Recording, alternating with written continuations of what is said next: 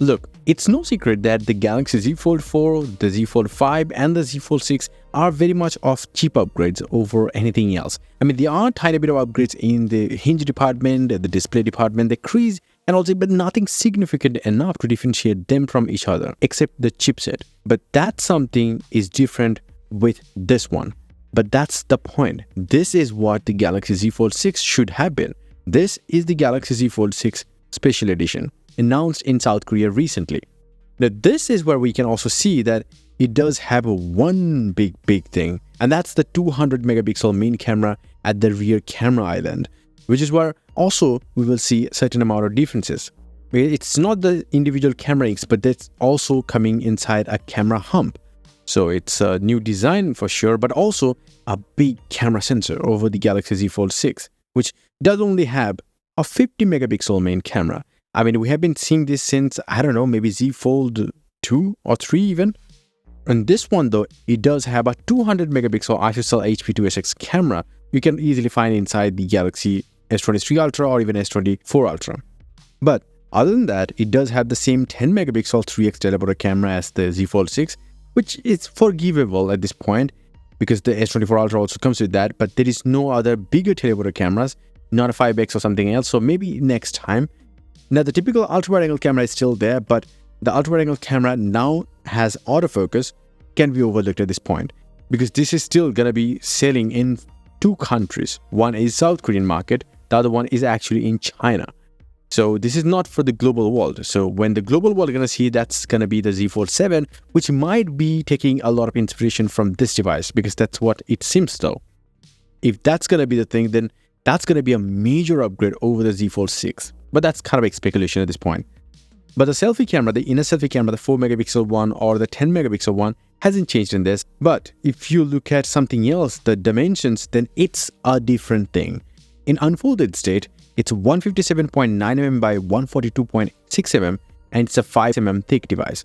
And if that's the case, then it's way more taller and way more wider than the Galaxy Z Fold 6, which is very similar to the Z Fold 5 and Z Fold 4. And in the folded state, again, it's 157.9 mm tall, 72.8 mm wide, and 10.6 mm thick. Now, you might be thinking, well, what's that?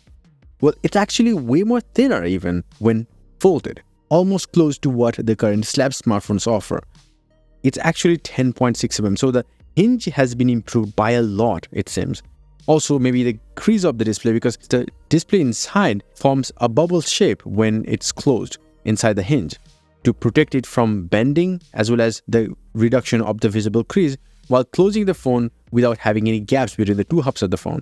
So that's actually very interesting. The weight of the phone also has been reduced to 236 grams from 239 of the Z Fold 6, which is also much less than the Z Fold 5, which was even much less than the Z Fold 4. You get the point.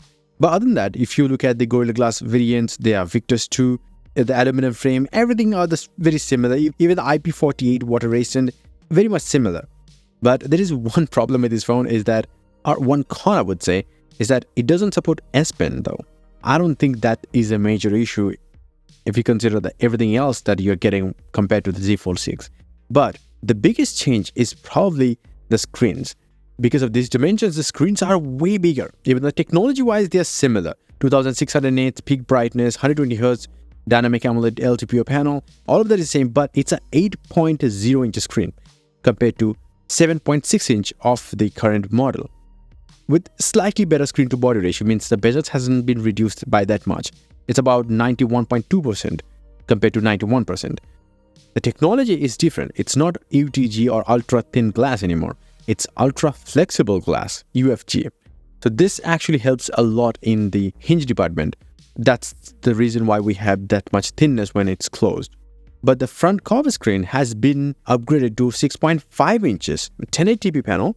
It's a much more improved display in terms of resolution and size and everything, while still offering the other things like the 2600 nits of peak brightness and the Corning Gorilla Glass Victus 2 protection.